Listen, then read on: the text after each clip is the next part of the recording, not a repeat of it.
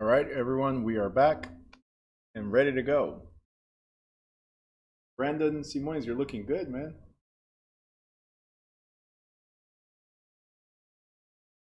All right, guys, cameras on, please. Cameras.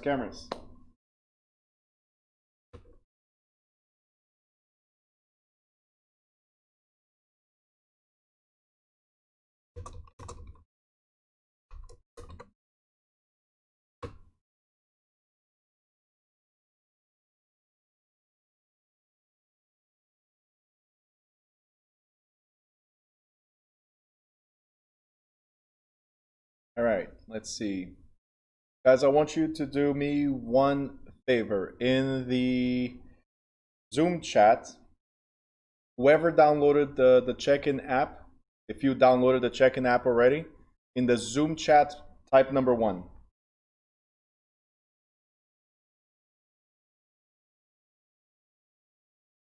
Okay, great.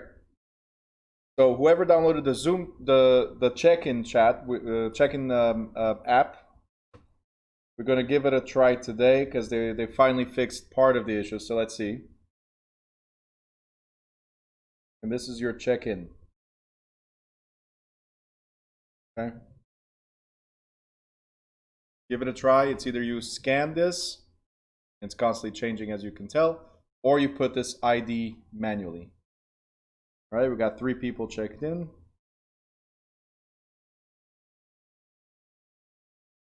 Four people checked in. Great. All right. Loving it.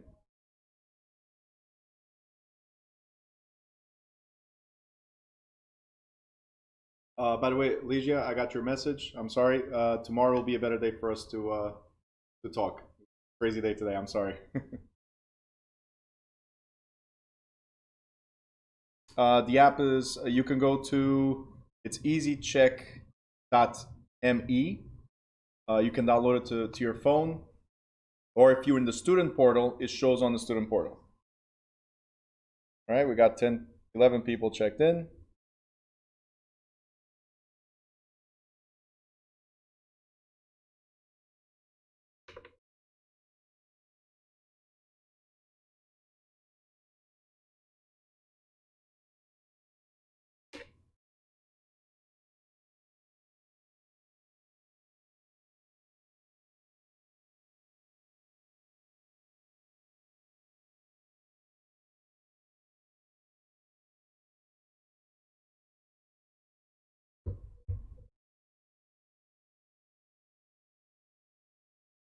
Okay. Guys, Quizlet access is in the student portal. The app, this one right here, Anthony, is in the student portal as well, but it's called easycheck.me. Easycheck.me. So you can either scan the code, or you go to goeasy.me and put this number, or on your app, just put this number. All right, so we're going to wait a few more minutes. This is just the first time we're trying it out. Next time, it'll be a lot easier, a lot faster. It'll be on your phone already, so you can just pop it, scan it, and that's it. All right, so Chrissy and everybody else, if Quizlet is asking for you to pay, unfortunately, it's their marketing, the way to do it, but somewhere in that page where it says pay us, somewhere in that page is really tiny letters says, I don't want to pay, please give me the free subscription. Right? Somewhere in tiny letters. Brandon says top right corner. Yeah, sometimes it is. They keep on changing their page, so they kind of force you to the pay. But I already pay for it, so you don't need to pay.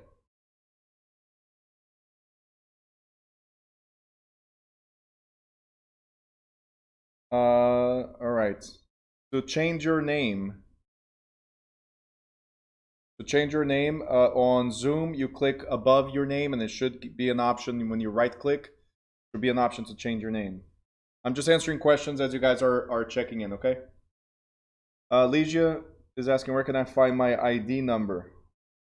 I don't know which ID it's asking. I don't know if it's a session ID or if it says student ID, just put a random number for now. Put a totally random number. All right, and to address Draquana, so it says it's the study set is set to private. Try on your computer first because somebody just had issues a couple moments ago. Try on your computer first to get to Quizlet. Make sure you have an account with them. So it has to be a free account. You don't have to pay for anything because I already pay for it.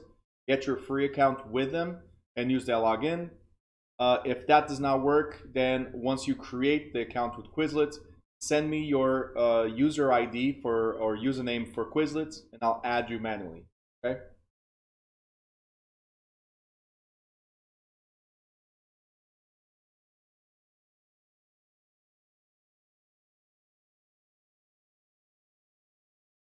Chrissy says I accepted your request. Nice.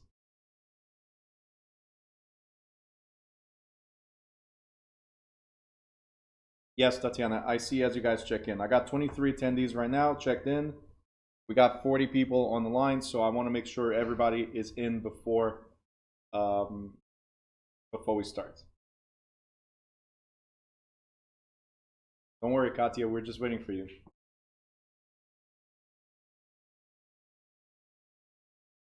Oh, the issue is returning one now? Not my problem. Good evening, how are you? Good? All right. So I need you to go to your phone and you're going to go to a website called goeasy.me. Here.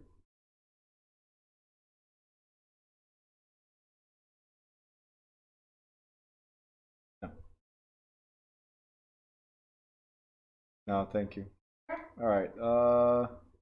Cannot find the check-in tool. So it's in the student portal. We got 24 people now. It's in the student portal. It's as soon as you log in, it's there. Or go to your iOS. Yes, I had to put it for Android too, for iPhone, and for iOS as well. It's easycheck.me. Easycheck.me.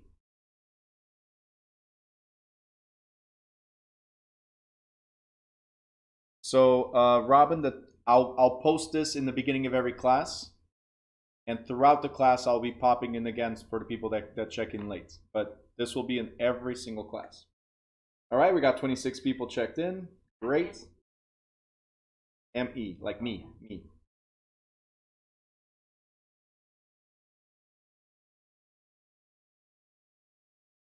Download it to your phone. Hey, Jeanette. I guess. Jeanette, yes. So if you if you did what I asked you, then I'll be able to enable your Quizlets. Yes.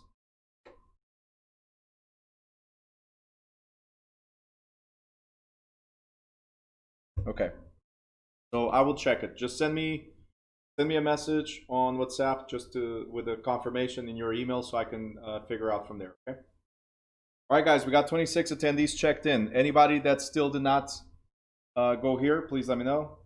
Ingrid not able to check in. You can student ID. You can put it's. Does it say student or session? Okay, then put 12079. All right, Ingrid's not able to log in.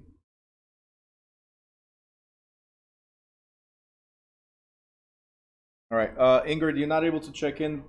What error are you getting? I'm sorry, guys. This is just the first day. I'm also trying out the check-in tool, okay, for you guys. So, Stacy, what error are you getting?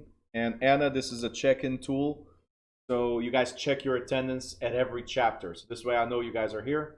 And you will get, so instead of me checking Zoom every day, what it does is it gives me a report and gives you a report of the days that you've been here. So if you ever wonder how many hours you have, or if you ever wonder how many chapters you've done, like what's missing or what's not, you get a report for what you've done already. So it's really cool because it helps you and it helps me, right? So it speeds up for everybody. Today we're wasting a little bit of time, but it'll work. Yeah, try again. Stacy says to verify the phone, so I guess they're sending you a text message to verify the phone. If you want, I can scan here, but there's an option there to put your to put the session ID. Anna, yeah, you can scan with your phone.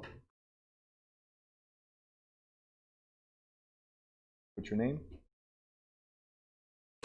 You have to come here because I cannot see that far. Sorry.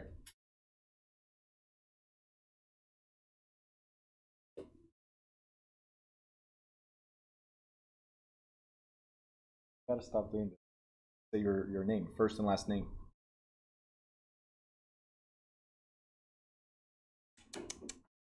All right, attendees. Ruth, you asked me to see if you're in.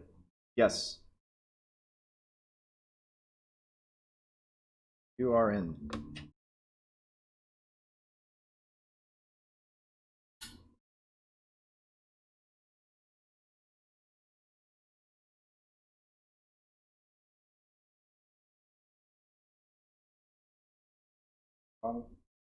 Cannot scan the code.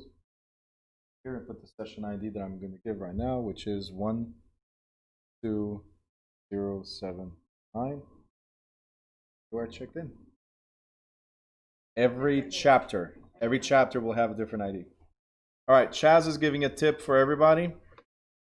Chaz says if you go to camera mode, and most phones now have this option, the more recent phones, if you go to camera mode, all you have to do is hover above the QR code that you guys see here, and it should take you straight to the app you need. Wafa, if the sets are not visible, it's because you either not logged in or there's an issue with your phone app. If it's an iPhone, I've been getting a lot of issues with iPhone users for Quizlet. And then people ask me why I don't like iPhones. Anyway, so I'll try to help you, Wafa, after class. I'll try to help you to get onto Quizlets, okay? Guys, we got 30 people already. We still have almost 40 people here on the Zoom. So let's make sure you got everybody before we start the class, please.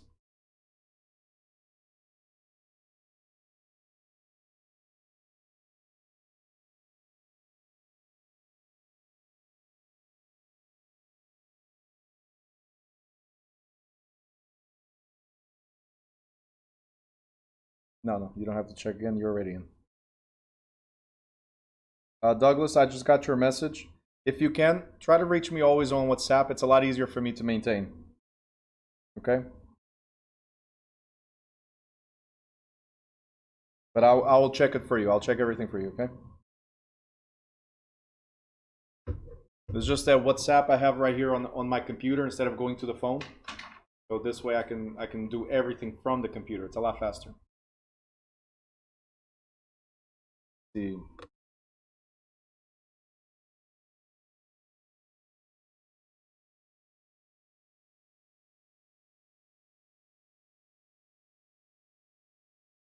Anna, yes, you're in. I see you.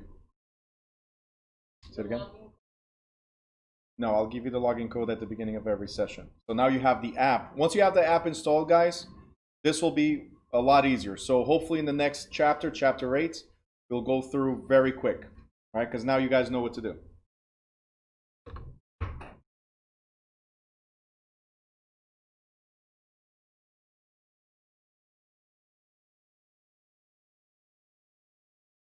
Ingrid, yes.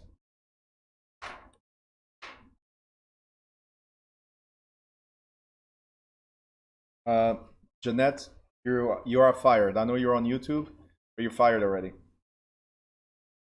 I've mentioned my phone number several times. It's 908 418 8325.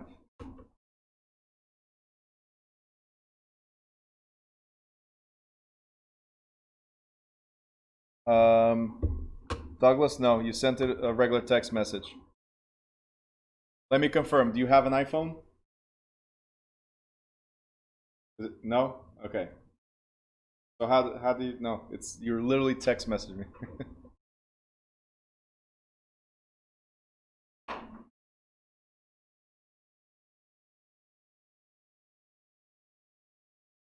All right, Jaquana's saying something here regarding Quizlets real quick. It says there's an option to join class under the instructor's name. It will enable, oh yeah, so it will request the access and then I give you the access. But yes, if it says it's not visible, there's an option there for you to join the class and then I have to give you that permission. But definitely. Stacy, just put this ID here on the screen, which is 12079. We're almost there, guys. There's about 10 people that still did not check in.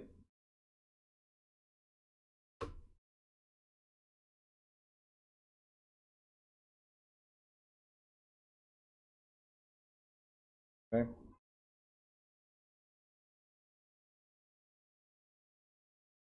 Let's see. 1.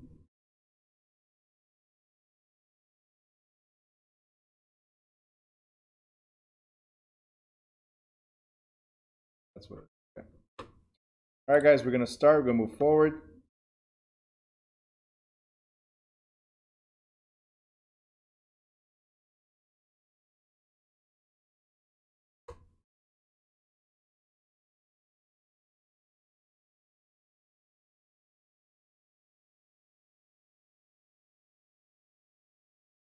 If you guys were to see what the setup that I have here, I mean, Katya can see it. It's like multiple screens, multiple computers, TVs, camera, a lot of stuff. I'm like a DJ over here, you know, remixing here, remixing there.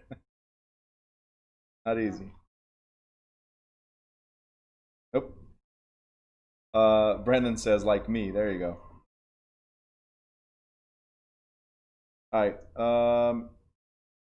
Stacy says keep coming. Phone number error. All right. So I don't know what that is, Stacy, but I know you're there, so we're gonna start. Mr. Simões, can you get on the screen, please? Kat, you already did the class. I don't know why you're there. Not. Calvin says real estate Ibiza. Yep. Missing the headphones and in the air. All right, guys, we're gonna start now. So, Stacy, don't worry. We'll figure that out. It's no stress. We're just testing this out today. I know you guys are there. I'll still verify manually regardless. So we'll figure it out.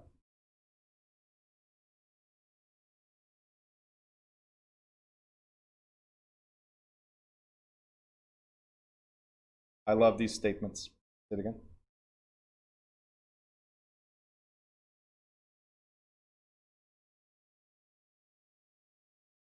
All right. Yeah, you're gonna have to show me. No, it's okay. It's okay. It's after. Oh, a folder in your phone. Yeah. Oh, that's how I have. Everything's folders.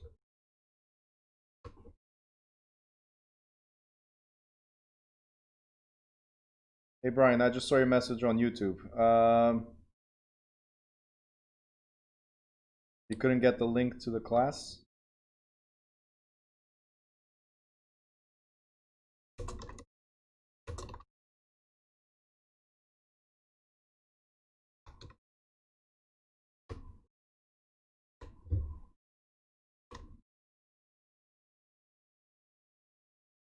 One second. Sorry, guys. I promise this is just today.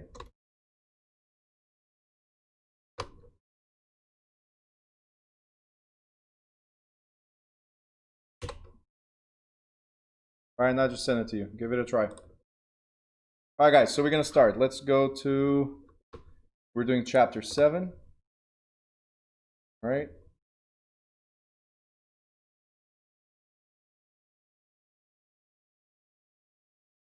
Go. All right. So what I'm gonna do, because I know there's people popping in later on, what I'm gonna do is once in a while I'll put the QR code again, just so you guys know, for people that haven't checked in yet to check in at that time. All right. So where were we? Chapter 7, leasing. All right. These are 2 easy chapters we're gonna go through today, so you guys relax, de-stress a little bit, right?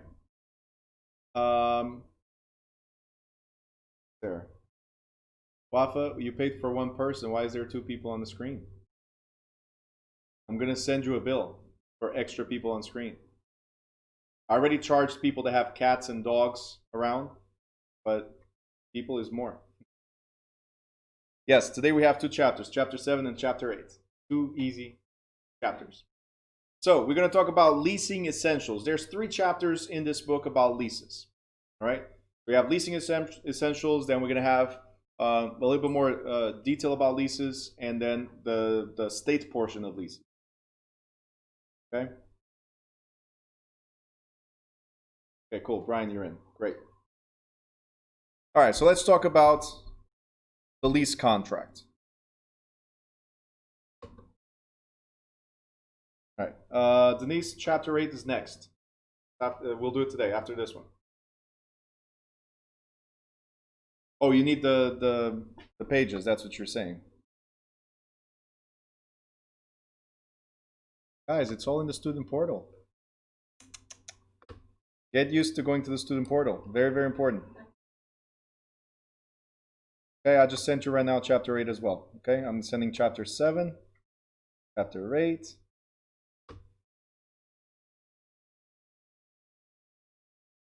Okay. All right, so the lease contract. This is where we were. As far as the lease contract, we have something called leasehold rights and obligations, and we have contract requirements and lease clauses. Now, a lease is both an instrument of conveyance and a contract between principal parties to uphold certain covenants and obligations. First question of the day. Ready? What does this mean? Instrument of conveyance.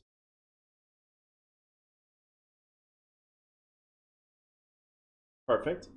All right. I'm going to say it louder once they, everybody.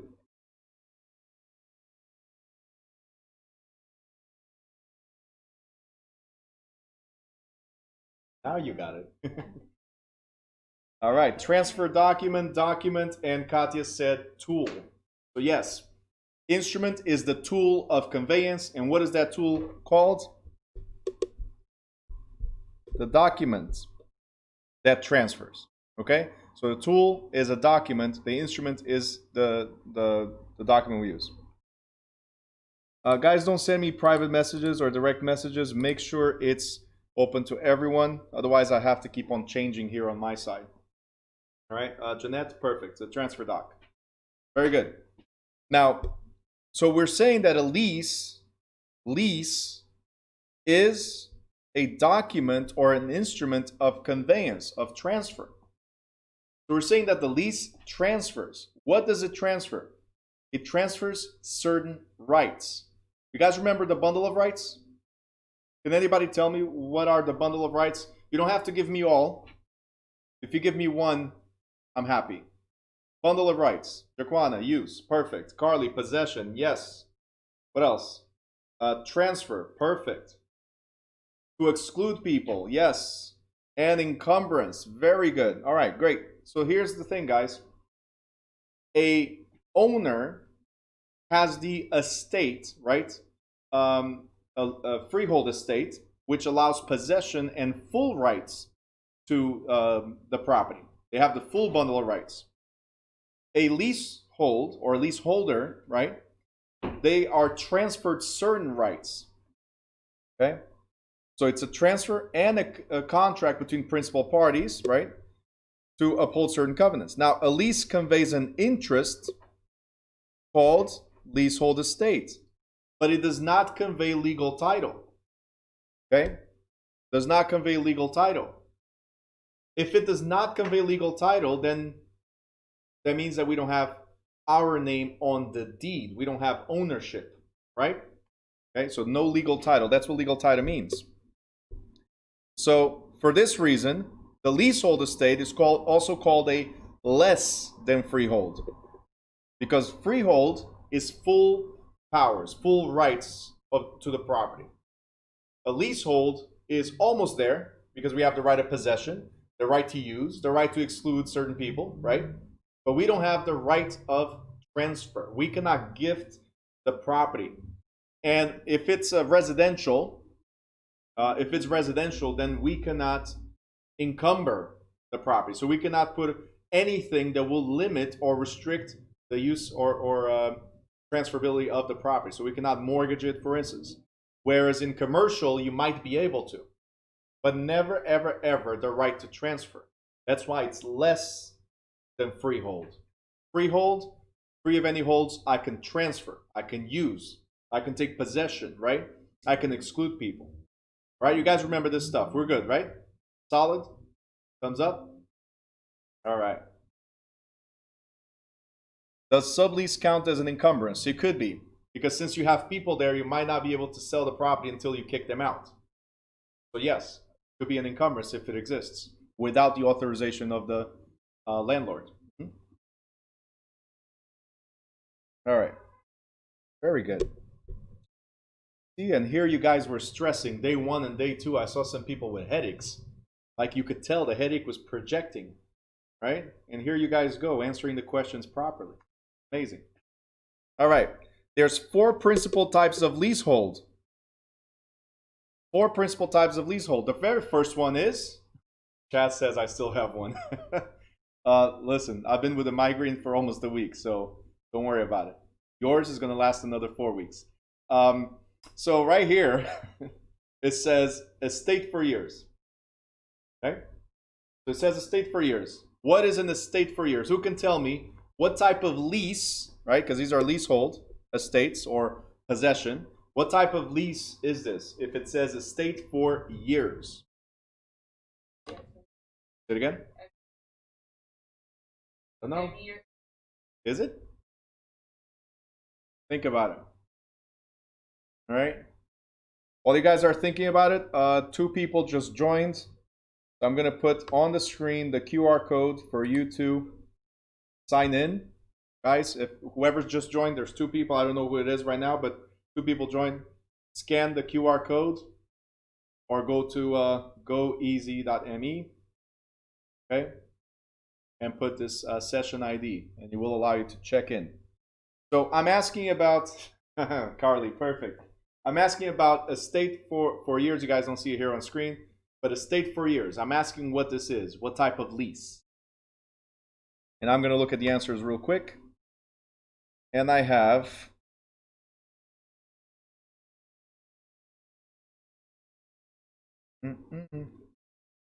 let me go over these answers.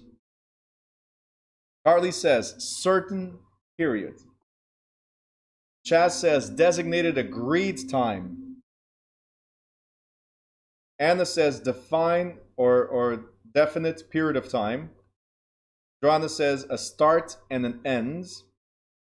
Anthony says check in and check out. Right? And Chrissy, your keyboard sucks. Check in, check out, sir dates. I don't know what sir dates means, but okay. Zacchaeus says designated time. Calvin says set time frame. Brandon just says whatever Calvin said. Yeah. Miriam says check in, check out. Sandra specific time. Perfect, guys. And then Carly goes hotel, motel, Holiday Inn. All right. So here's the thing.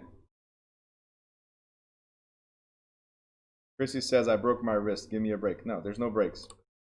Just because you broke your wrist, you cannot type. There's 2 hands. You break both of them?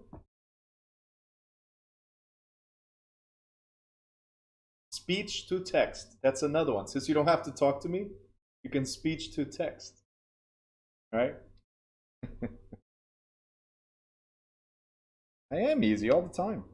Somebody sent me a message yesterday saying, Bruno, you are strict. I'm like, no, I'm not. Try and make sure you guys do your thing. Oh, that too. All right, let's go here. Right, Ruth? Isn't that what you said? Zakia, Virgo energy. That's it. That's it. All right, and then we have, listen, excuses. Excuses, just saying. All right, so let's go back to estate for years. So Katya and everybody else, it's a definite period of time, a check-in and a check-out. Okay? So every time you see estate for years, it's a lease that has a specific lease term. Check in, check out. Remember that.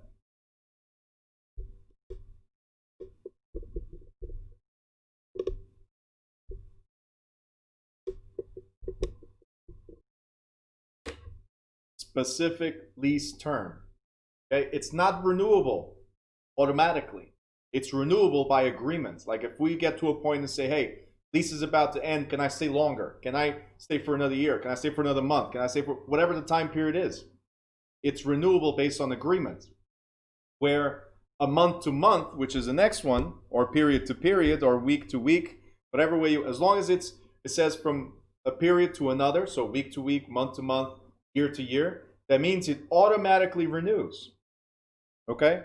So estate for years does not automatically renew, but a periods to periods does. Automatically renews.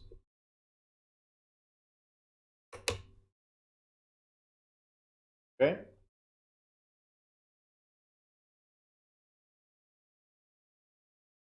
Then we have at will and at sufferance. Sufferance is very easy.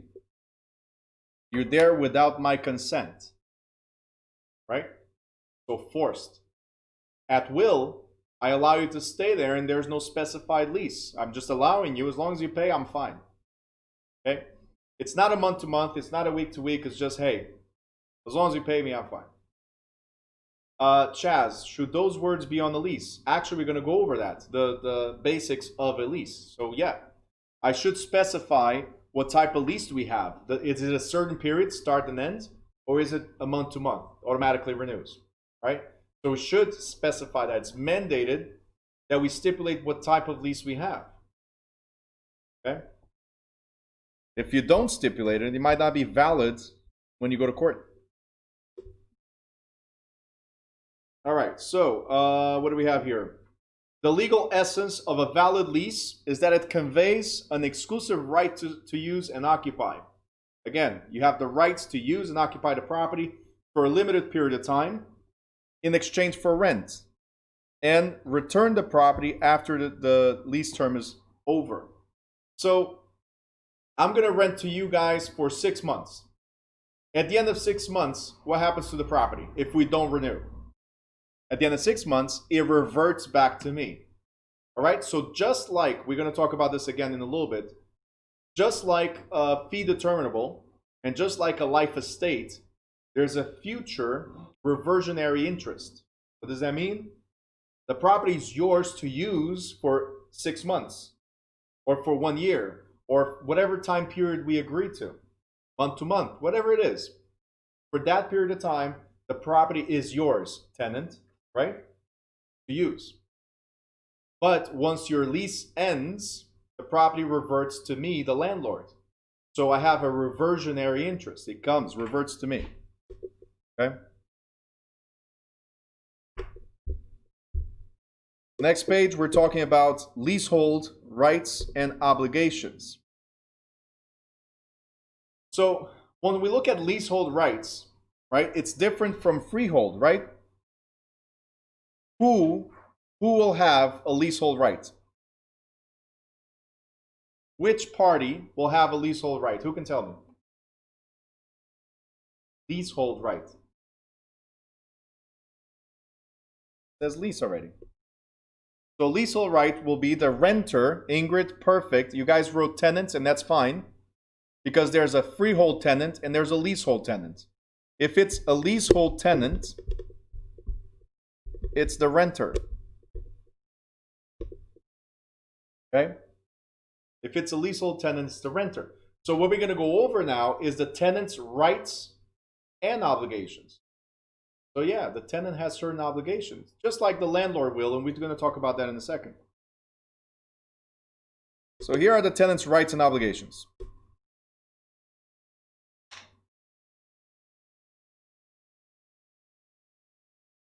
Okay. So a lease conveys a leasehold interest or estate that grants the tenant the following rights during the lease term. exclusive possession and occupancy, exclusive use, quiet enjoyment, and profits from use. So if you guys remember, right, I've mentioned this earlier, and we talked about this also in the first 2 days. We talked about the rights that people have in property, right? The bundle of rights. Now look at this.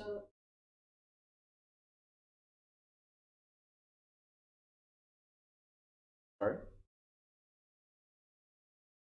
Now real estate is immovable, so you can't move real estate. But a lease, I'm glad you brought that up, because a lease is a piece of paper. If a lease is a piece of paper, then is it real property or is it personal property? Guys, what do you think? All right, Jeanette just said personal on YouTube. Ingrid couldn't hear the question. My question was, real estate is something that's immovable, right? But a lease, so a tenant has the right to real estate, right? But the lease, or to real property, I'm sorry, but a lease is a piece of paper. So is this, because they have the right to real property, is this a, is it considered real estate as well? Or, I'm sorry, real property, or is it considered personal property?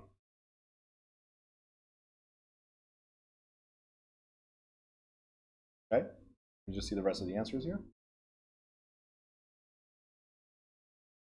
All right, we got mixed feelings over here. Okay. Guys, it's not like the key, because the key belongs to the house. The lease says you have the right to use the house. I have the right to use this. Okay? But this does not belong to the house. So the lease is a piece of paper that's movable. It's, if you guys remember, we talked about it yesterday about tangible and intangible assets, right? So a lease, just like stock certificates, a lease, just like a contract for anything else, or a patent, right? It's intangible personal property. Why? Because the tenant does not have the right to the walls. The tenant does not have the right to sell. What they have is the right to occupy and use everything within the walls. You got it? But that's it. The example that some of you brought up, and I appreciate that, the example about the keys, is that without the front door key, you cannot open the door. That's all it is. But a lease doesn't go with the house. It just allows you to use the house. You guys understand the difference? Right? So it's tangible. Okay, so Ruth, tangible property is something that we can touch. I own this mouse right here, so I can touch it. A lease, just like a contract or a patent or stock certificates or 401k certificates as an example, is for something that's intangible. You cannot touch your 401k. It's something that's somewhere, right? You cannot touch the stock physically. You understand? So you cannot touch the contract to buy a house. The house is not yours yet. It's something that's intangible. So tangible is something you can hold on to. Okay? So the house, the keys, the car, the phone, these are personal assets. They are tangible. We can attach. Well, I'm sorry. The house is real property that's tangible. Ruth, like patents. Yes, a patent is for something intangible. You have a piece of paper that represents something. The paper itself is not what it's represents. It's just a paper representing something. Okay. So I have here a tablet. This is a tangible. This is the tablet. It's not a certificate to the tablet. Okay, that's a big difference right there. So leases are personal property.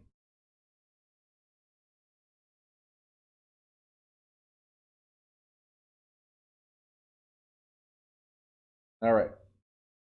Next. As we say here, the tenant has the sole right to occupy, right, and use the property. So the tenant has the sole right. That means only the tenant occupies the property without interference from outside parties. Look at this, including the landlords. So if I rent a room at a hotel, pleasure. If I rent a room at a hotel, as an example, let's talk about being a landlord in a hotel. If I rent a room in a hotel, can the hotel book the same room to somebody else? Right? Give the key to that room to somebody else? Can they? Let me know in the chat. They can, to the same room? So you occupy, you rent a room, and I go and I walk into your room and I be like, hey, you rented this room too? All right, you're sleeping on that bed, I sleep on this bed. Two different entities within the same room. Right. Who just said this? Hold on. Jaquan is like, they have rights. Yeah. Ingrid says, now within the same time that they rented to me. Correct, guys. That's what it is.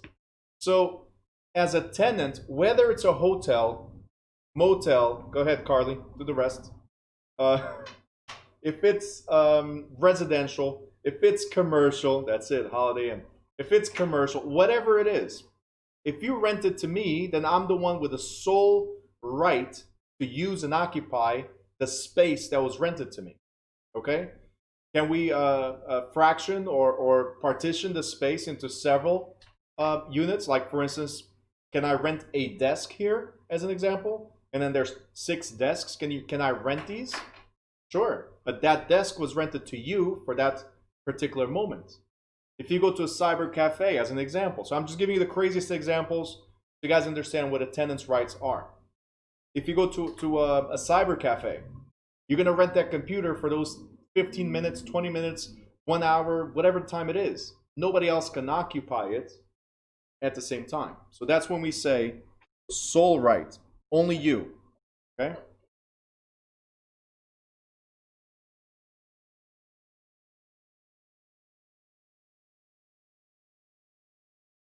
Once you're done with the lease, then somebody else can come in, yeah. Some things would be, yeah, common sense.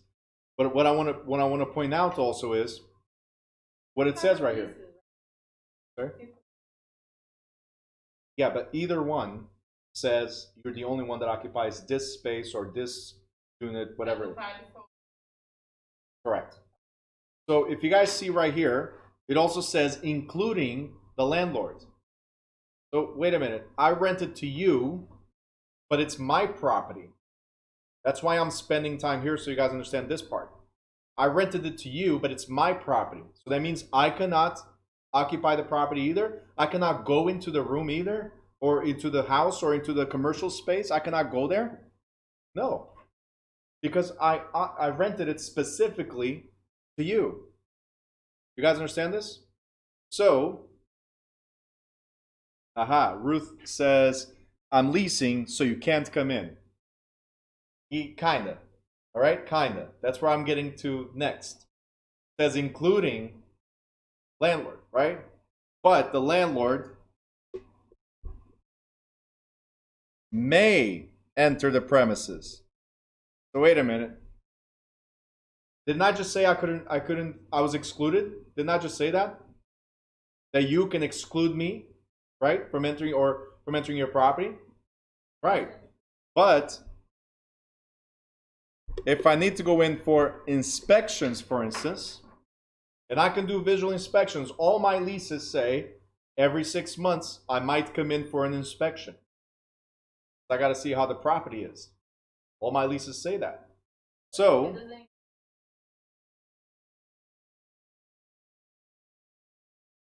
nope. That's the part that's wrong.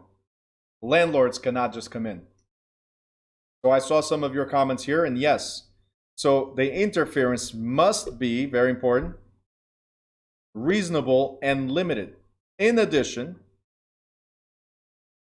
the landlord cannot do anything outside of the lease express provisions that would impair the tenants, enjoyment of income deriving from use of premises as well. Okay? See, we're going to mention this in a little bit, but the landlord can come in for inspections, but he has to give a reasonable amount of time as well. Notice, saying, hey, I'm going to check your property, right? It's not like, hey, I'm in. Can I check your property? I'm already in. Like, no, you cannot do that. So unless it's an emergency, as Calvin and Brandon just wrote, well, Brandon, unless it's an emergency, or I've given you enough notice, right? Unless it's these two reasons, I cannot come in. So I have to give you notice, or it's an emergency, like there's a fire or something like that. All right, Joanna's asking, what if they refuse? Tenants cannot refuse. Tenants cannot refuse as long as there's enough notice. It's a reasonable reason to come in, right? Or it's an emergency.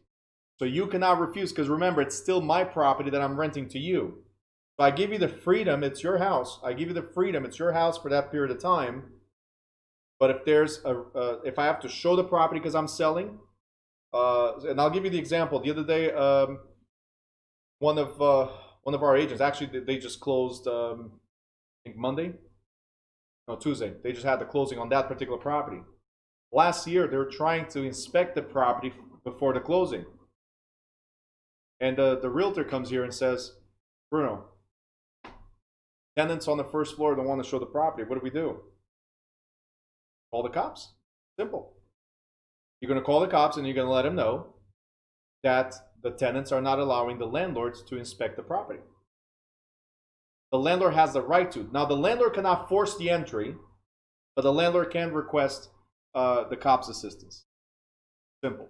It's either that or you move on to, yep, Calvin, you move on to eviction. Okay?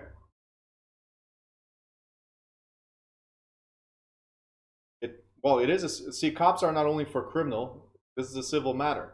Yes, but they're infringing your rights. It is your property. You have the right to show the property. Ruth, even if the tenant is never home. Now, that's a different story. That's why we're talking about giving enough notification and get the response from the tenant. So I'm going to tell you, hey, listen, a week from now, I have to inspect the property because we're selling, or because of a potential gas leak, or because of a potential, whatever the issue might be, right? So, whatever it might be. I just got to give you a reasonable reason of why I'm going to your property. And we're not saying that I'm going in without you. What we're saying is, I'm going to your property, I'm giving you the notice, and I expect you to be there. If you're not there, let me know now so we can make arrangements for me to go in. I still cannot enter without your permission, but if you are denying entry of something that's reasonable, again, if you're denying entry of something that's reasonable, then I can call the cops, or I can move for grounds of eviction or any other thing. So always consult with attorneys before you do this, but you have those rights. Okay? Now, the lease defines also the tenant's obligations. All right, Robin, what if the landlord shows up all the time without notice? Nope, no good.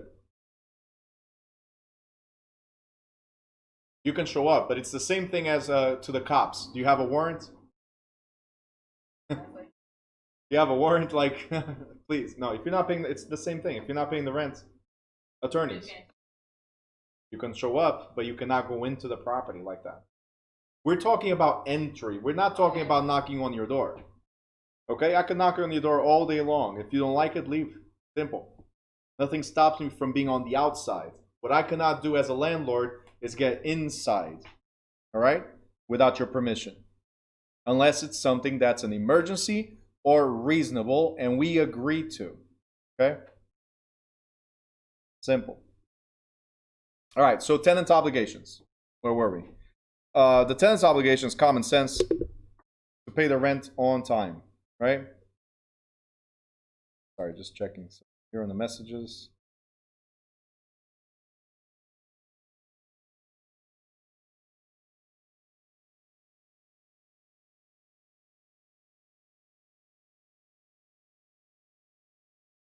All right, so tenant's obligation, this is obvious, paying the rent on time. Maintaining the property's condition. This is standard across the board. Every state follows this, where if you destroy the property, you are responsible for fixing it as a tenant. And you also have to comply with rules and regulations of the building. Okay? There's nothing that stops me from saying in the rules, nothing that stops me from saying, for instance, at a certain hour, you cannot do this or you cannot do that. Okay? Or you cannot park here. You cannot park there, as an example. I can make certain restrictions. If the restrictions are unreasonable, then any judge will dismiss it. Okay? But if they're reasonable restrictions or rules that I set for my building, then you have to abide by it. It's in the contract. You signed the contract that you would abide by it. So that's it. Yes, Brandon, quiet enjoyment. You know, Kat, I'm going to mess with you all night long. You know that, right? Terrible. All right, what about... Oh, hold on. There's a question from Stacy. If you have a dog and not allowed to, then the contract is broken. Yes, if the place says no pets, which is okay by law, if the place says no pets and then you have one, I can start the eviction process. I'll give you a notice. I have to give you, depending on state law, by the way, depending on state law, I have to give you a notice for a certain amount of days. Like here in New Jersey, I got to give you a 3-day notice, as an example. The 3-day notice that says, hey, you have a dog and the lease clearly says no dogs, right? So I got to give you 3 days to cure the default, meaning you have 3 days to, unfortunately, get rid of the dog, meaning sell it or gift it to somebody else, okay? But you cannot have a dog in the property unless, thank you, Brandon, and Brandon, so both Brandons here, unless it's service dogs, okay? But again, we will talk about that also later, okay? Now, landlords' rights and obligations. Landlords' rights and obligations. In conveying a leasehold estate, the landlord acquires a leased fee estate, which entails the right to receive rent, repossess the property following the lease term. So, hey, property comes back to me when it's over. And also monitor the tenant's obligations to maintain the premises. Yes? Oh, you have a question? I thought you were pointing up. You have a question? Go ahead.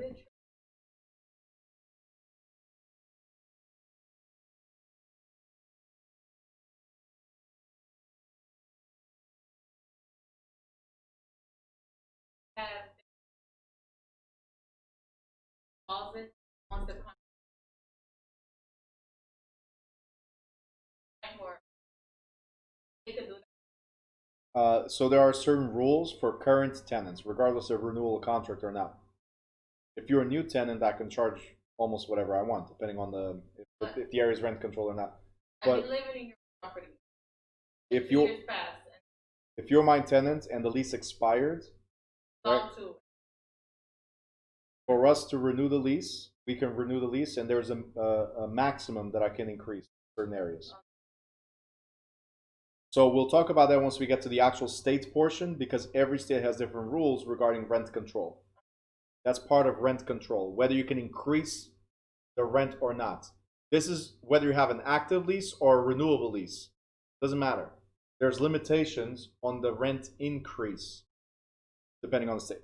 Okay? Zakia, are you remixing? Because I see you're going like this. So, getting the info? I want to make sure people are paying attention. All right, let's go. Next. The lease defines a landlord's obligations. So yes, a landlord has certain obligations as well, which is very important: to provide the necessary building, support, and services, and maintain the condition of the property. So we're going to talk about this later, but the landlord is responsible for maintaining the property in habitable condition. So you have to be able to occupy the property without endangering your health and your safety. Okay? Your health and your safety. Very important. If the house is shaking a lot and you're on the third floor, that means hurricane is coming. Or whatever you guys are doing. All right, death of the tenant or the landlord. Question. So if we have an agreement, I'm the landlord, you're the tenant. If one of us dies, what happens to the contract? Can anybody tell me without reading? What happens to the contract if either party dies? Either the tenant or the landlord. What happens to the contract? Okay. The Quan is like nothing changes. Then we have void, ends, and voidable. That ends, right? YouTubers, anything? Calvin says the contract survives. Ruth says the contract stays until it expires. Tenant still has to pay the rent. So Sandra's like, hey, I don't care if you're dead or not. Pay the rent. Pretty much what you just said. Okay? Wafa says it passes to the heirs. Okay? Stacy says it expires.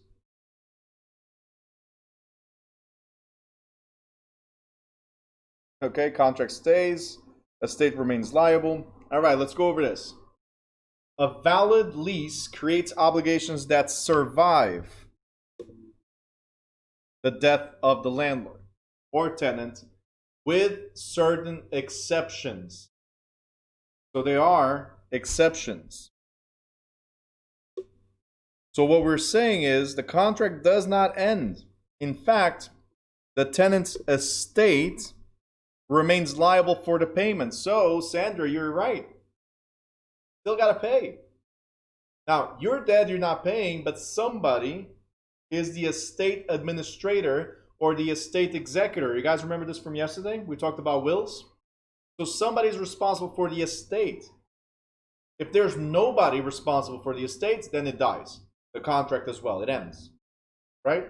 But if somebody survives, the contract is valid. Okay? The same thing for the landlord.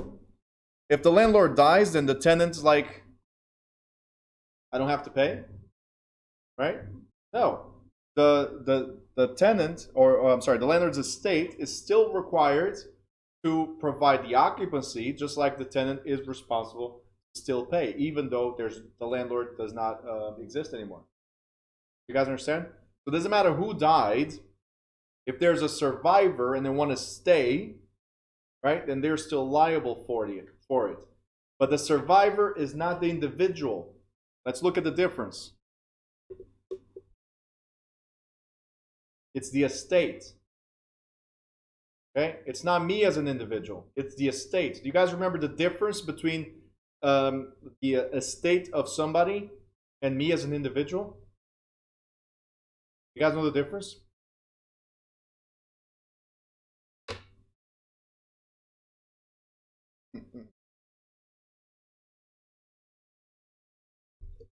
What is or who is the tenant's estate or the landlord's estate? What does that mean?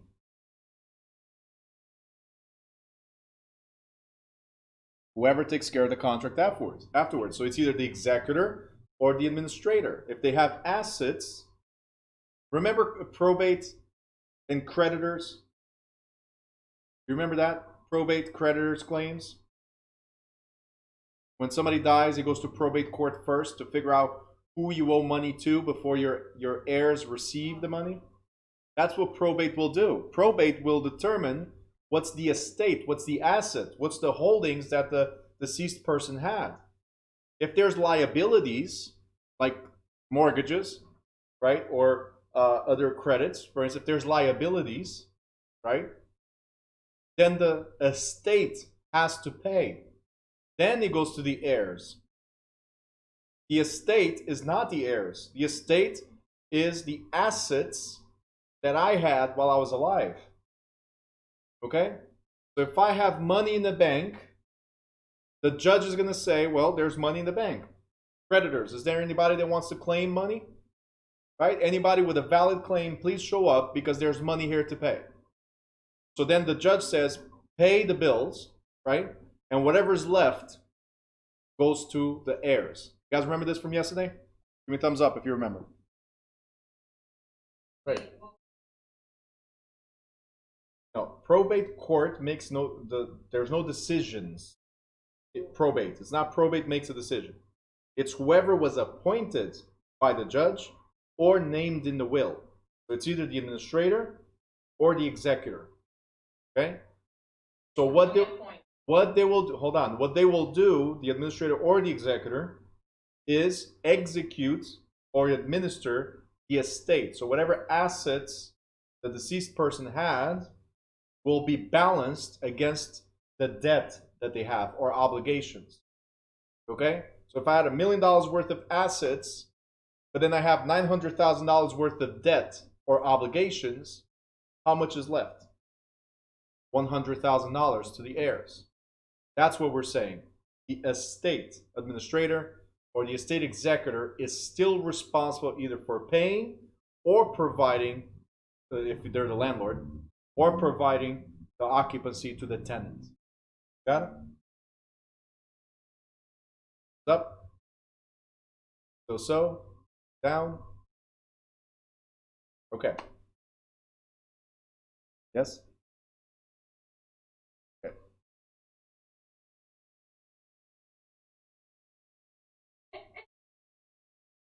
Mm-hmm.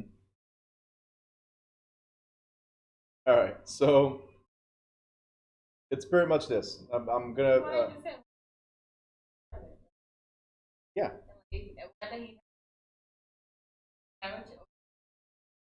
Whether they have heirs or not, yes. Okay. That's it. Whether they have heirs or not. The probate court just says there's money to pay for what is owed. But it also, yeah. So, but if it's the landlord dying, it also protects the tenant. The heirs cannot kick out the tenant. So it goes both ways. That's what we're trying to say. Yeah. The judge will see who has the obligations to either pay or provide the continuous occupancy. That's what we just said. Okay, but there are certain exemptions if there's no survivors. Okay, there's no money, no assets, and it's different. What if the heirs or probate have no knowledge of payment amount? Well, that's what a lease will be for, but also the tenant is responsible for disclosing that info or providing proof that that's how much they have to pay. All right, but again, you guys are complicating things. Keep this simple. When somebody dies, they still have to pay, like Sandra said. That's it. You're dead, doesn't matter, pay. Come back, show up, and pay. That's it. Well, a verbal contract is still enforceable. It's not as enforceable as a written contract, but according to state law, for instance, here in New Jersey, as of 1996, if you have clear and convincing evidence or proof, it's enforceable. All right.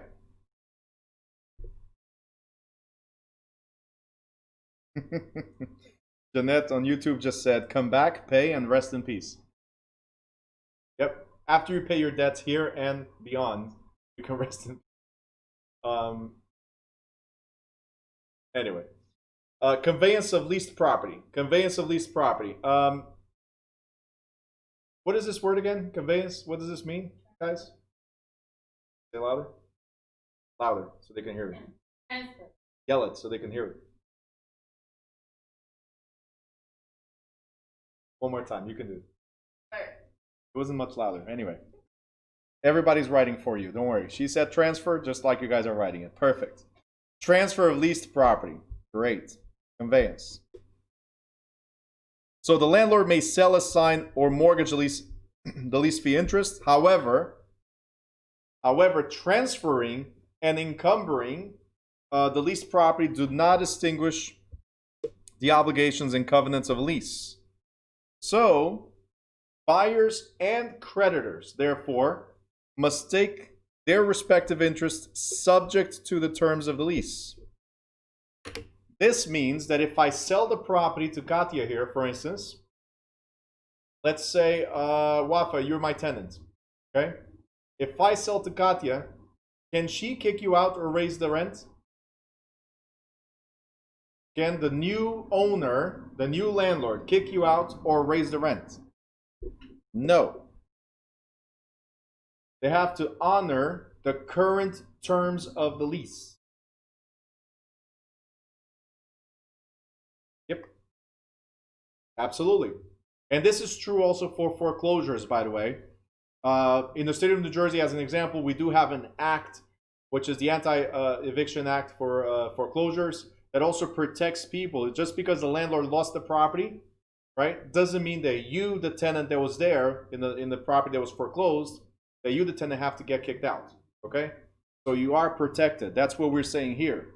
If there's a lease in place, as long as you're paying, as long as you didn't default, as long as you abide by the rules and regulations of the lease, the new owner cannot kick you out or change the terms of the lease. Okay, this is true on a regular sale and foreclosure. Guys, some people are not on camera or their camera's off. Make sure it's showing your face. Okay. All right, contract requirements, guys. I'm going to go real quick because we have a chapter just for contracts. Okay. This is true for every contract. The parties. So the principal parties to the contract must be of legal age and of sound mind. Okay? Legal age and sound mind. It means they're adults and they know what they're doing. There has to be a property description because I got to make sure, what am I renting and what do I have the right to use or occupy? Exclusive possession, like we said, it's rented to me and to me alone, not to anybody else at the same time. Because quite honestly, I don't think, unless you're stepping on my toes, I don't think we can occupy the same space. That's pretty much what we're saying. Legal and permitted use, so you'll have a clause that says you are renting this for legal purposes only. So you're not renting this to do something that's against public policy, or, for instance, I rented this space for a school. I'm not going to have a Starbucks here because the lease said it was specifically or strictly for a school. So that's the intended use. The lease has to include something that's called consideration. You guys should know by now what this means, right? Can you tell me what this means? Really? Ruth for the win. Value. Aw, Carly. Love and affection. Yes. We're talking about value. Something of value. So either money or love and affection. So there's valuable consideration or good consideration. Yep. There you go. Jeanette says anything of value. There you go.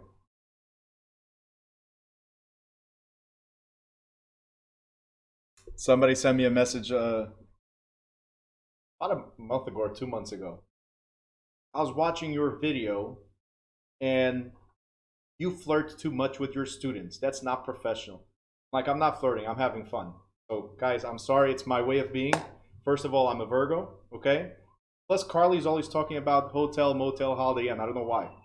So it felt good to say love and affection. Yeah. Listen, gotta have fun. That's it. Huh? Oh, they quit college because of the teachers? That sucks. Anyway. Jeanette says they're hating. Brandon says, natural flirt out here. Watch out. There you go. Go, Brandon. Go, Brandon.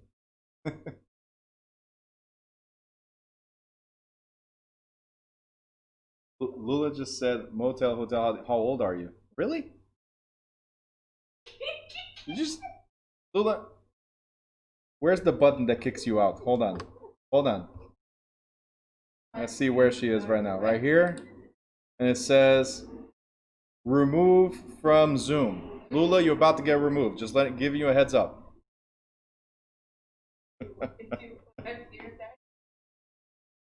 Sandra says Virgos, we rock. Absolutely. We got 4 Virgos right here, by the way. At least that I know. You're what? Oh, so it doesn't matter. All right. So Aquarius? Please. All right. What about this one? Anthony says this just got weird. Listen, welcome to my classes. They're weird. I'm not a conventional teacher. I don't like to do it that way. So I could either read the book or let you guys read the book or just have fun with you. Choose.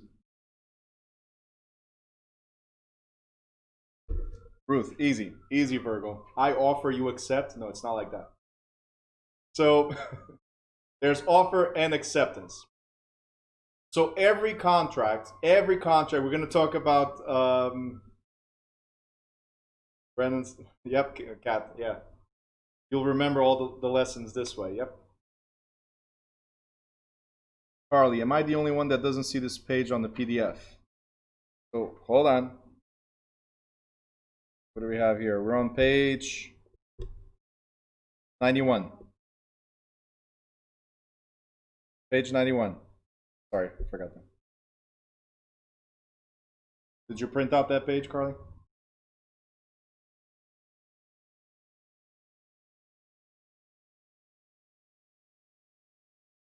I'm going to get there. I just want to make sure everybody's on this page.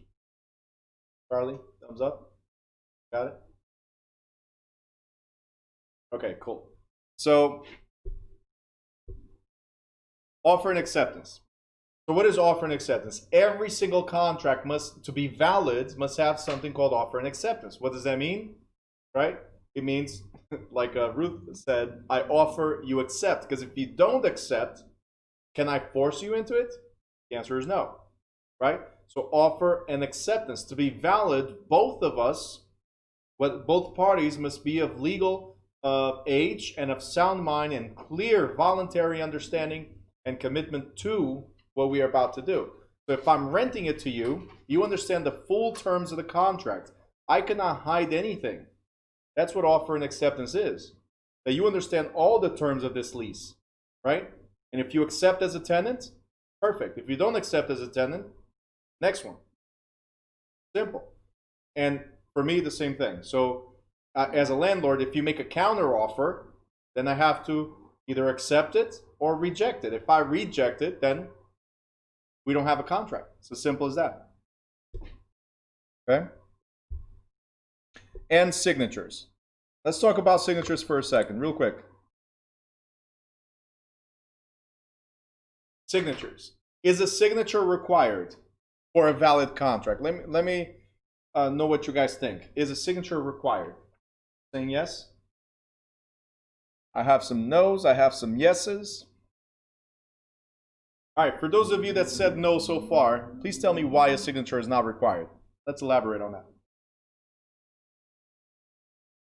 If I accept is required, if I don't, then it's not. Okay.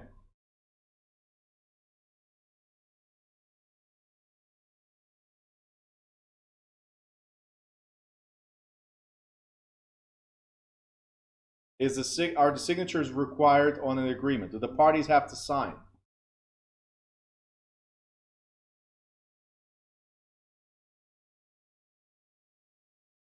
Very good. So for some of you that answered right now, if it's a verbal or oral contract, where do we sign? You never heard of verbal agreements? Like, hey, go ahead, rent, we're not going to put it on paper. Just make sure you give me cash so I don't have to report it.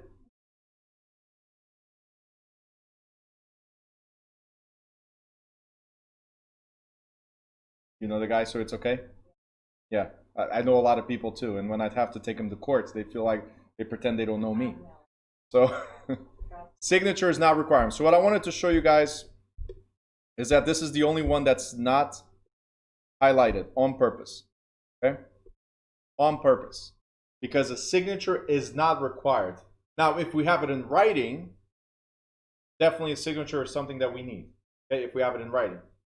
Now, Ingrid is saying it's more difficult that way because it's my word against yours. Absolutely. So that's why we should have everything in writing. Everything.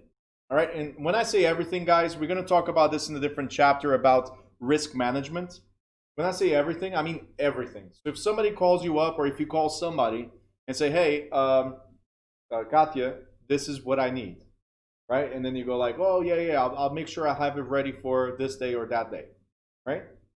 Your job, guys, after that phone call is to send something in writing, right? It's very simple. Send something in writing. Hey, per our conversation, this is what we said and this is what we expect. Put it in writing.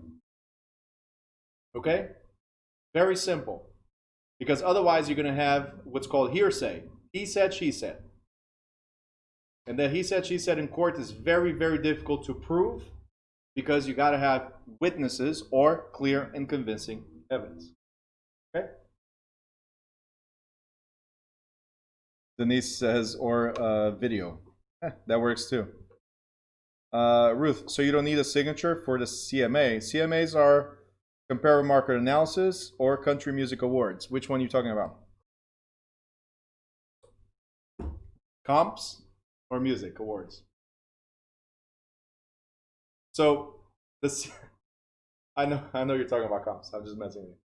So the comps is me just providing comparables. So it's not a contract. It's not an agreement. It's nothing other than, hey, this is what I feel that the market is doing for in the area, or that this is the potential value of your property. So it's not a requirement to have a signature there.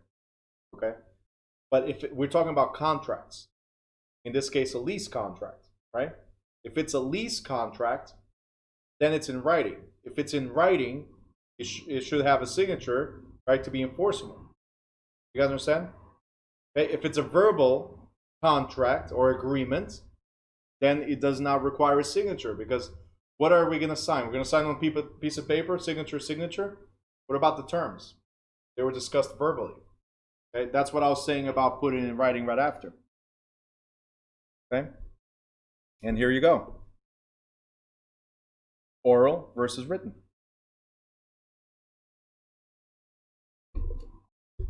So, generally a lease for a period exceeding 1 year cannot be oral, but must be in writing to be enforceable because of statute of frauds, to avoid fraud. An oral lease or rental agreement is legally construed to be a tenancy at will, having no specified term. Okay, so if we made a verbal agreement, I said, yes, come in and just pay the rent, whatever. It's at will. I'm allowing you to do so. So there's no specified term. We're just saying, pay me every month and we're good. Further, an oral lease terminates on the death of either principal party. Why? Because it's hard to enforce something that's verbal. Okay? All right, next.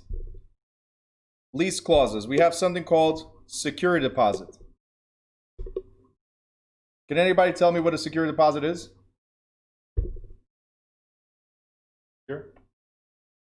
Money? Okay. What else? Safety net. Carly says down payment. For a lease? We're talking about leases. All right. Kat says just in case for damages. Denise says held for damages. Damage. Money. Hannah, damages. Yes. So a security deposit is pretty much saying if you fail to pay, or if you damage the property, or if you breach the lease terms, I, the landlord, can keep your money. All right? Not all of it. Not all of it. Right? I have to explain why I'm keeping part or all. I have to explain why. But it is to compensate for potential damages that the tenant will create. So damages of not paying, physical damages to the property, or any other disturbance of the contract or a breach of the contract. Okay? So Sandra, in case of. Perfect. Yep. Now the lease, one of the things I want to point out is this. The lease may also call for a security deposit. So this word right here says that a security deposit is not mandatory. Okay? A security deposit is not mandatory. But if you do have a security deposit, if you do have one, it will be stipulated in the lease. It has to be clear that you have to pay me X amount of dollars up front. Okay? And the amount that you have to pay depends on state law. Some states, maximum deposit is going to be a month and a half. Some states, maximum deposit is going to be 3 months. Other states might be 2 months. You need to know in which state you are and what are the state rules when it comes to that. Okay, there's a lot of New Yorkers that buy property in Jersey, right? And then they think the rules are the same. They're not. Okay, so you need to know based on the state that you're in. No, not for a security deposit. That's state law, not community law. Talking about. Still state law. No, I'm talking about our family put like 3 more deposits on. Can't. That's illegal. Oh, I know it. Stop talking about the Ironbound. That's come on. It's the best place on earth. For food. Always thinking about food. These. Anyway, I want to point something out. You see here where it says whether the tenant receives interest, right? Right here. Interest on the deposit. So, depending on the state law, you might have to deposit the money into an interest-bearing account. Okay? And that interest, right here again, that interest belongs to the tenant. Okay? So depending on state law, we'll get to the state portion in the final week, so we'll talk about New Jersey specifically. But state law determines what to do with a secure deposit, and if it's in an interest, who does the interest belong to, which is the tenant. He has to be specific on the lease term, repairs and maintenance, who's responsible, and so on. You asked me about subleasing, right? Here you go. The problem with subleasing and the problem with assignments. The problem with subleasing and assignments. Okay? When there's a sublease, that means I'm renting a portion. So like I leased this whole space here, but now you're here occupying a table, right? I'm going to rent that table to you. This is called subleasing. I rented the whole space, and I'm renting a portion, subleasing a portion to Katya right here, right? Now, here's what happens. When there's a sublease, if Katya does not pay me, I cannot go to the landlord's door and be like, hey, landlord, I'm sorry, I cannot pay rent because my tenant's not paying me, so therefore I cannot pay you. When there's a sublease,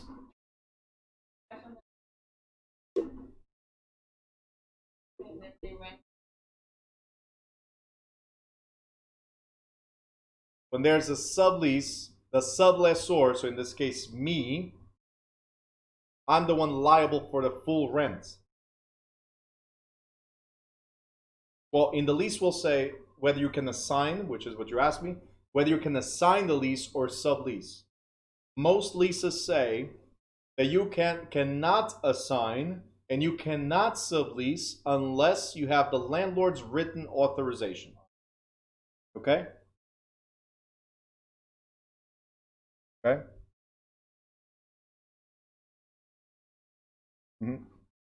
In an assignment is a little different. In an assignment, the assignee is primarily liable for it. Who's the assignee? Whoever I transferred to. The assignor maintains secondary liability. So let's be clear real quick about assignee and assignor, and the difference between this and subleases. So Ruth, I'm going to explain right now. So the difference between these two is very simple. If I sublease, let me put it here. This is the primary lease. Okay? And then I sublease. That means I leased a small portion of the space, for instance. I subleased. Okay? This person liable for all.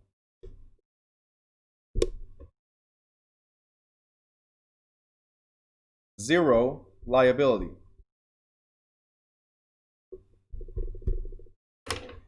So the sublessee, let's say my roommate, I have a 3-bedroom and I rented two rooms, 2 bedrooms to somebody else. So I have 2 roommates. If my roommate, the sublessee, because that's what a roommate is, if my roommate does not pay me rent, the landlord evicts me. I'm the one with the master lease. So the landlord evicts me. He's not coming after the roommates, he's coming after the person that has a primary lease. So unless all 3 occupants of the property, unless all 3 occupants are listed here, right, the primary lease, then I cannot go after these people. Okay? So I'm the one responsible for the whole lease. If it's an assignment,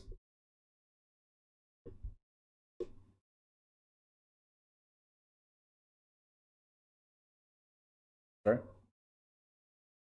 So in a sublease, it's called a sublessor. In an assignment, so this is a sublease. Assignment is, there's a primary lease. I'm sorry, there's a lease. My bad. Right?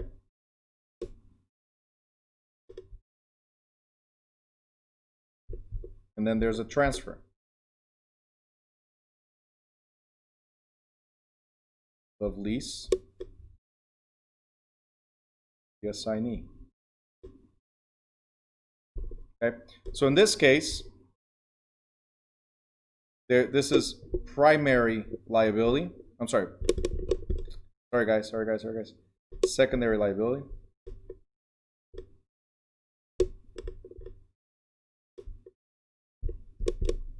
This is primary.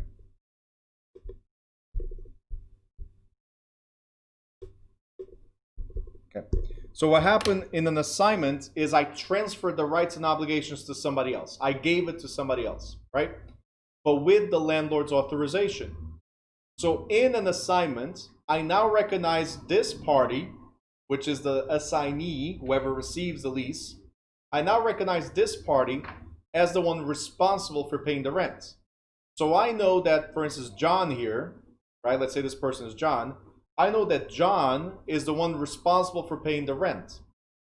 Okay? And the original one that's called Mary is the secondary liability.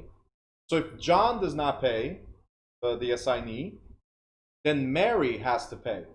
I'm suing both of you if one of you does not pay. It's as simple as that, right? In this one, the primary lease or the sublessor, right? The primary lease is the one liable for the whole cake, right? That's it. If one party does not pay, I don't care. I'm going after this one, okay? That's who I'm going after in a sublease, okay? I'm not going after the roommates. I'm going after whoever rented from me. In this one, I go after both. That's what an assignment is. It assigns liability, but I knew that you were the original, and I agreed for the transfer to somebody else with a restriction that if that somebody else does not pay, you are also liable. Okay? So the difference between subleasing and assignments is pretty much the liability portion. Okay? It's pretty much the liability. In a sublease, the primary tenant, whoever is on the primary lease, is the one fully responsible. In an assignment, with a transfer, right, the assignor is a secondary liability. So if John does not pay, Mary, I'm sorry, I'm still going to sue you. I sue both of you to recover my money. Okay? You guys got it? Thumbs up if you got it. Ruth, you good? Oh, okay. All right.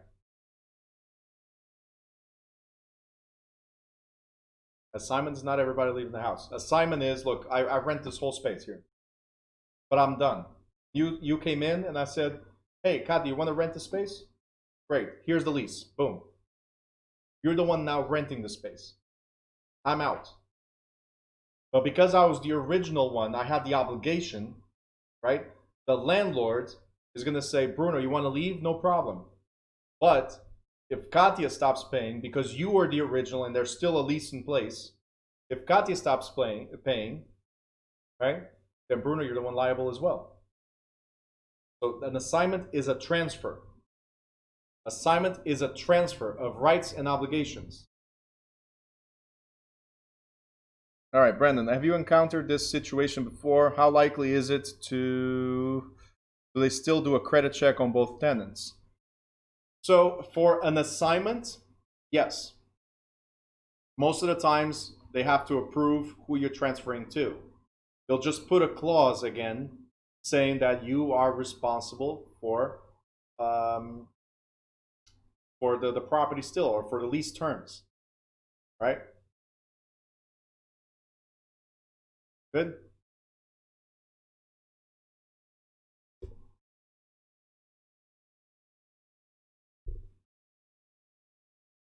All right, options. So an option is something in the future. You're renting now this way, and you have an option in the future to alter the contract, whether it's renewal or purchase, as an example. So you can have a rent to own, means you're renting now with the option to buy later. All right, we're going to talk about this in contracts more in detail. But it's a rent to own with an option to buy later, or it's a rental for 1 year with an option of renewal. Okay, so the word option simply means you don't have an obligation. Okay, you have the option to renew, but you're not obligated to renew. You have an option to buy, but you're not obligated to buy. It's an option. That's what we're saying here. Okay, if you do exercise the option, meaning if you do follow through with the option you have, I, the landlord, have to follow whatever our agreement is. Okay, so you have the option, I have the obligation. That's what it is. Ruth, yeah, like a rent to own or a lease with option to buy. It's the same thing. Yep. So I rent for 1 year with an option to buy at the end of 1 year, as an example. I rent for 1 year with the option to renew for another year, as an example. Okay.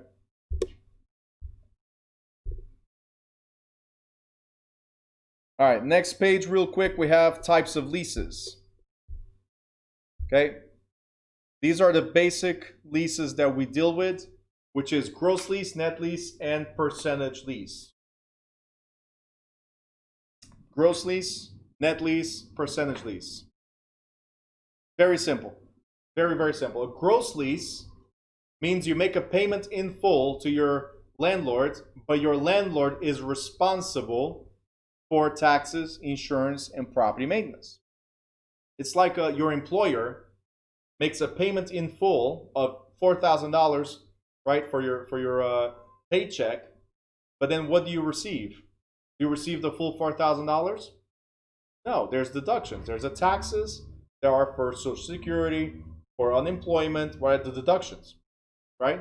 So think about this. Your employer is the tenant in this scenario. So tenant pays you in full, and you, the landlord, are responsible for the expenses, the deductions. So what you receive is less than what they pay you, okay? Because you have the obligation.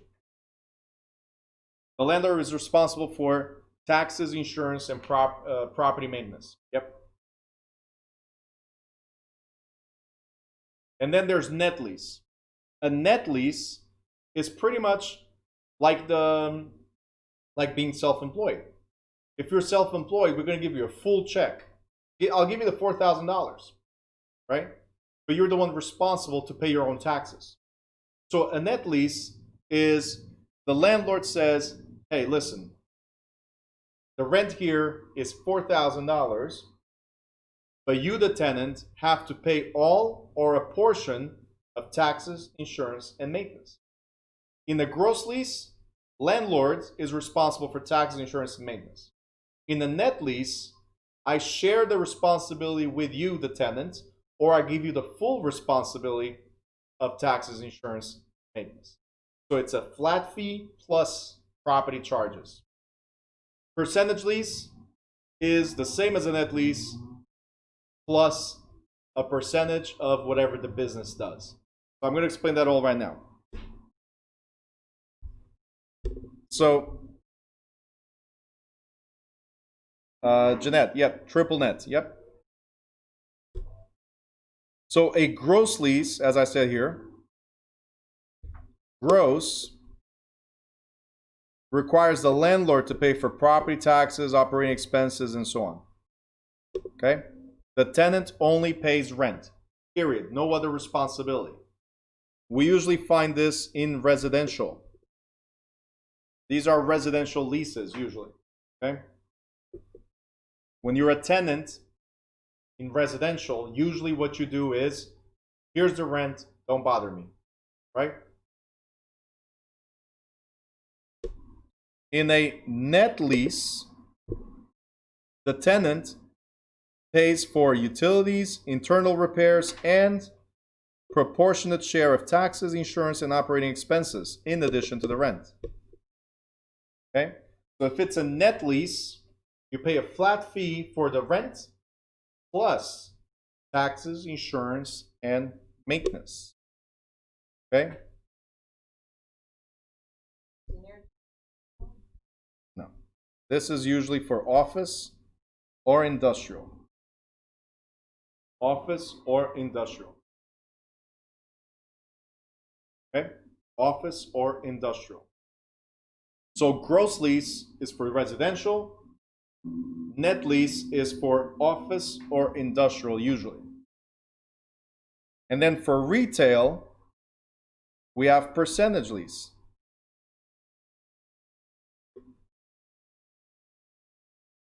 Retail is simply a flat fee. It's like a triple net lease or a net lease. It's a flat fee plus property charges, taxes, insurance, and maintenance, plus a percentage of the business or any combination of these. So a percentage lease could come with a fixed fixed percent of gross sales. It could come as a fixed minimum rent plus additional percent of gross sales, or a percent rent or minimum rent, whichever is greater. So guys, to simplify, this is what we're doing. Let's say I rented this space right here, the school. The landlord says, hey, it's a percentage lease. What does that mean? It means that my rent is $1,000 a month, as an example. And then the landlord says, well, Bruno, every time your business makes more than $30,000 in gross sales a month, I want 5% of the business. So all we're doing here, guys, is I get a very low rent compared to whatever the average on the market, right? A very low rent, but it could cost me a lot of money if I'm successful, right? If I'm not successful, it doesn't cost me anything because they don't make the money. I do, right? But if I'm very successful or I make more than $30,000 a month, as an example, right? The landlord gets a percentage above that. So only when I pass that mark is when they get the percentage. So that's the thing. Landlord kind of like becomes your partner somehow. So you might have to disclose your books to the landlord. I think I just answered that. How would they know? Share the books. Yep. You guys got it? All right. So usually this is for retail businesses. The landlord is betting in your business. All right. We're going to skip this. I want you to go to the next page because everybody knows what a residential lease is. It's for homes. Commercial lease, you know what it is. Now there's something called ground lease. Ground lease.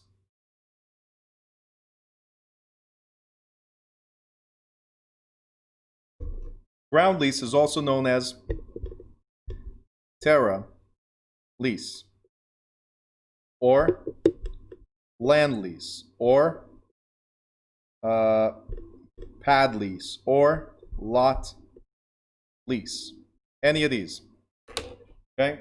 So ground lease, you're leasing just the ground, just the land, just the lot, the pad. So sometimes we're driving, especially on commercial areas. Like let's say you're going down Route 109, as an example. Route 109, there's a section that's strictly commercial buildings. And sometimes we pass by areas that say, hey, pad for lease. What does pad mean? It's just land. Okay? Or lot for lease. Or this all means the same. You're renting the land. So what the landlord is allowing you to do is pay me, let's say it's 5 acres of land. Pay me $5,000 a month. That's all I care for.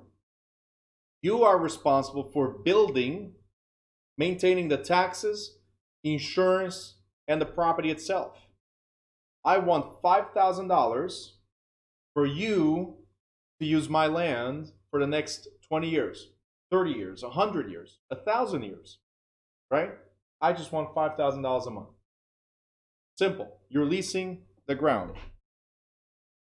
Carly, why do you have to pick on me? I know I made a mistake there. Land. Okay? Well, I'm glad somebody did. You wrote it right because I said it. I wrote it wrong, but I said it right. Just deal with it. I said it right. You guys are the ones that read wrong. It was always land from the get-go. Okay?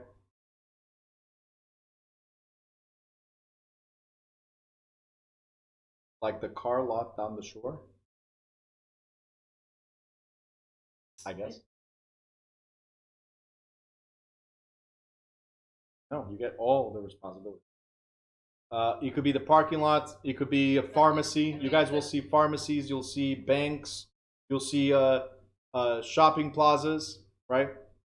These are usually renting the land, and then somebody builds or develops on it, right? And take advantage of all the income that comes with it. Okay. Jeanette wrote, great investment. Absolutely. That's why we buy land and let it be. I was going to say something, but then Lula's going to go, oh, Lula's not here anymore. I didn't kick her out. You guys know. Oh, she is. She is. So, but I was going to say land. When I said let it be, I was going to say something, but then she'd be like, how old are you? No? But some of you, I think you know what I was going to say with let it be, right? Anybody? Edith's like, yep, I got you. Stacy says Beatles. Yep, there you go.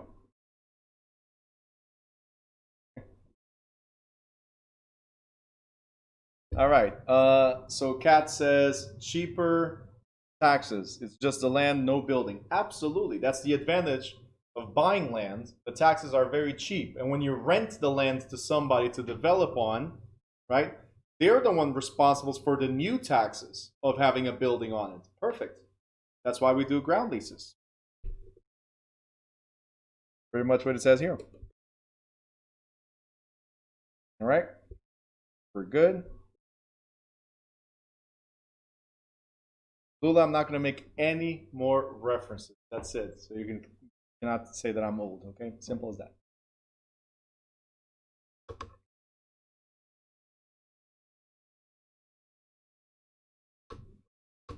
All right. She's like, I'm old too. Stop picking on me.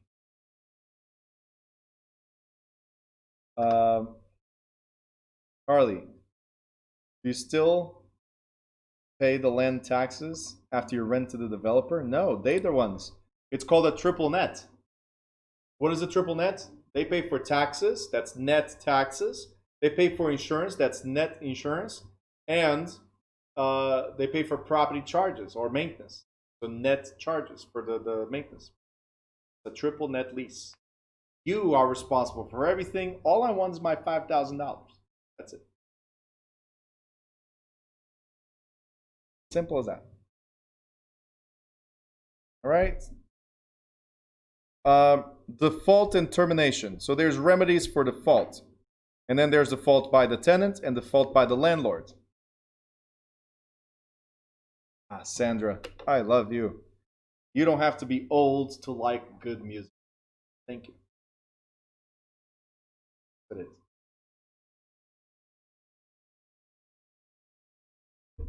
I mean, we could always mumble. It's a new thing. Makes any song sound good. Ati said, thank God this class is online. No. All right. Default and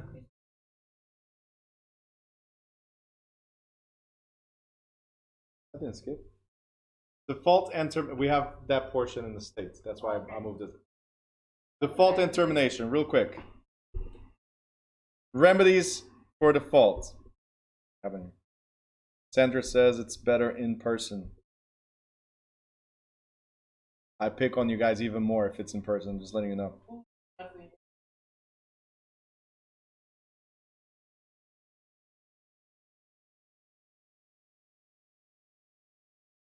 See, the thing is, Tatiana knows me for a while. She's like seeing a new side of me. Right? How many years now? 8, 9 years probably. Like, is Bruno really? Right, Legia? No, me too for a while. Anyway, so what we have here. Under default, it says a landlord or tenant who violates any of the terms and covenants of the lease has breached the contract and is in default. In the event of a default, the damaged party can pursue court action, including suing for damages, cancellation of a lease, or specific performance. That means forcing something to happen. Ah, D, love you too.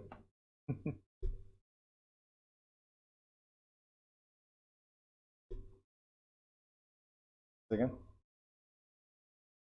So yeah, if somebody defaults, you have the option to sue. You don't have to, but you have the option to sue because you broke the deal, not me, or vice versa. If I broke the deal, you can sue me, right? So you have the option to sue.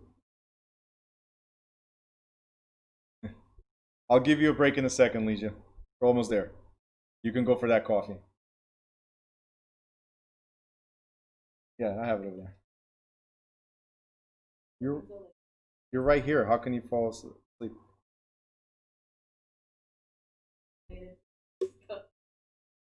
All right, let's talk real quick about this. What is a suit for specific performance? Because this is almost guaranteed to be a question, even though I address it more in the contract chapter. But a suit for specific performance means I'm forcing you to comply with the contracts. I'm forcing you to specifically perform the terms of the contract, right? So it compels the defaulting party to, again, perform the contract obligation. So, here's an example. If a landlord fails to replace the carpeting as promised in the lease, so if I promise I'll replace the carpet, right, and I don't, then you can sue me, the landlord, for not doing it. You can sue me to do what? To replace the carpet. Simple as that. Okay? No, not for the money. But if you see right here, well, sorry, over there. So for you guys, if you see right here, the tenant default occurs most commonly for failure to pay the rent. That's the most common tenant default, right? So if a tenant is in default, the landlord may file a suit for possession, also called a suit for eviction. Okay? If successful, then I recover the property. That's what it is. Okay? Recover the property. And then I can sue you for damages.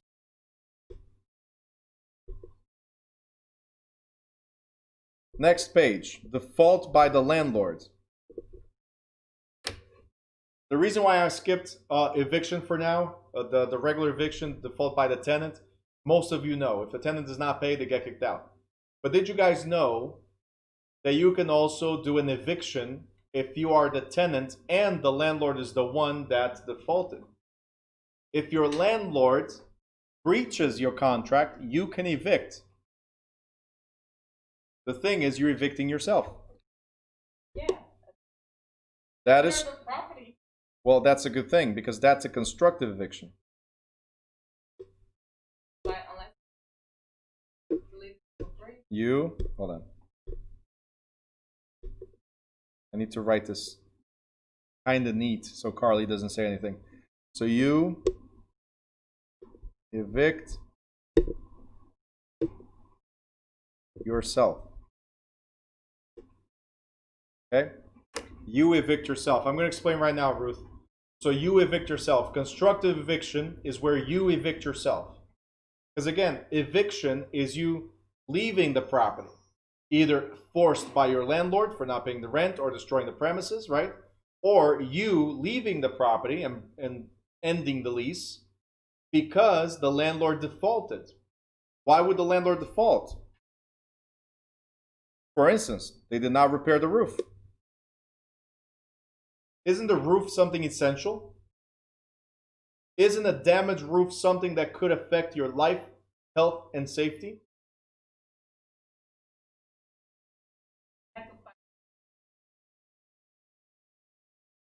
Yep. But that's what it is. He was putting Cheap material. Was he Portuguese? Oh, almost the same. So using cheap material. So fixing the hole, that's it. Not the whole roof. Sandra, no, they cannot keep the security. Because they're the ones that breached, the landlord's the one that breached the agreement. They're the ones that did not fix the roof and endangered my life, health, or safety. Guys, remember I said that the landlord is responsible for keeping the premises in habitable condition.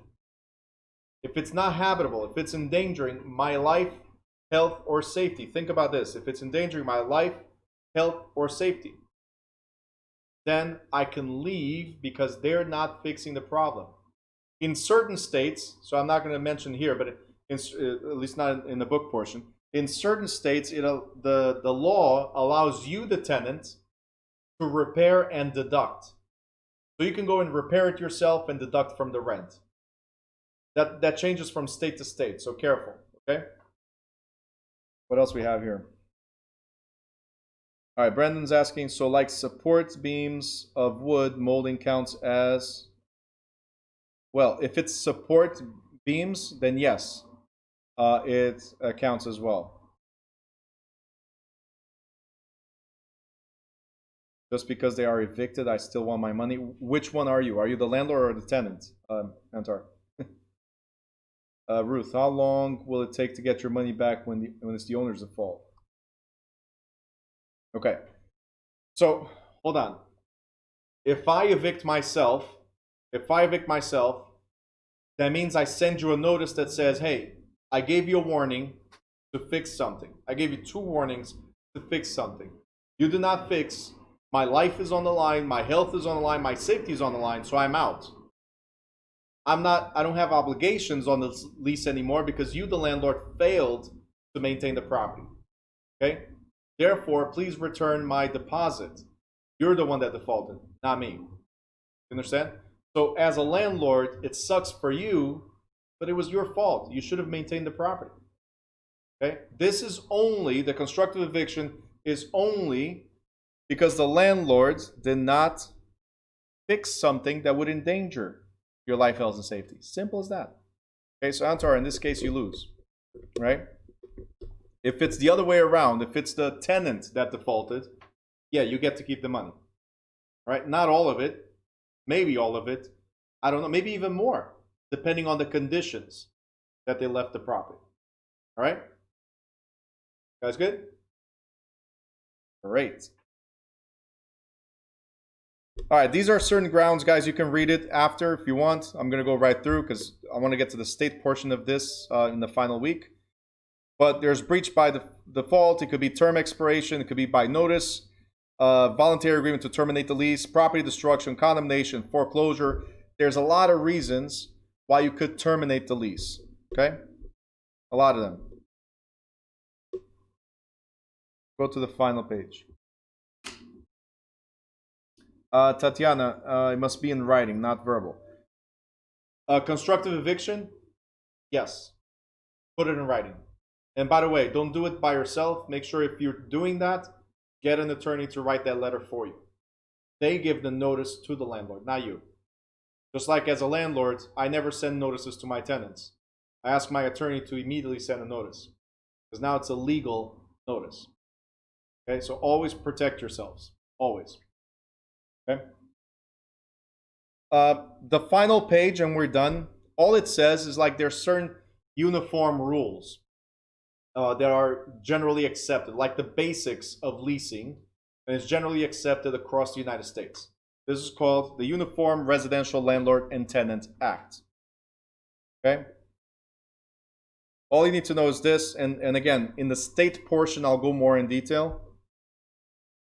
But the Act aims to equalize and standardize the rights of landlords and tenants, protect the tenants from unethical practices, and prevent unfair, complex leases and their enforceability.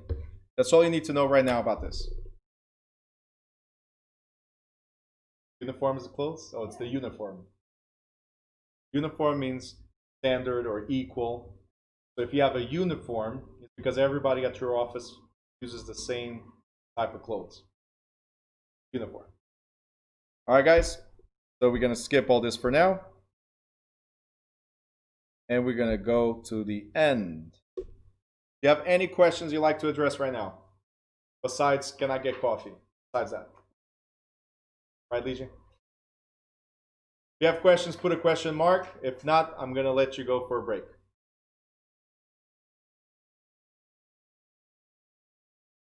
Exclamation point. Thanks, Chaz. All right, guys. So I'm going to give you guys a quick break. It's 7:38. We're going to be back at 7:45.